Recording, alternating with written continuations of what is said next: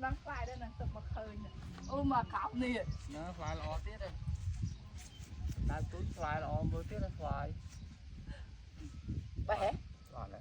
Ba hả? Hot cho đấy.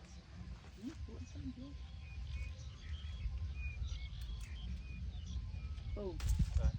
Lụa ơi, fly nhưng đám mấy à? Này. Dạ ôi rồi. Ấp châu tiền. Nhưng mà đang fly đây nè. Chỗ đi. Nó đang khơi trong lấy vừa mới khơi. Đừng lấy khơi. Khơi fly. Đang mơ con đấy. Đang nó còn đang khơi mấy bạn vô hay. Hỏi à, đi. Hình bay. Hơi đám tôi vậy mà fly à. Ôi này chắc lọ nè. Đánh nhanh. Chưa. Chứ mà tôi cái bay ở hay cho mới. Bạch bay tôi là ông á. Hay đám tôi muối hay fly mở.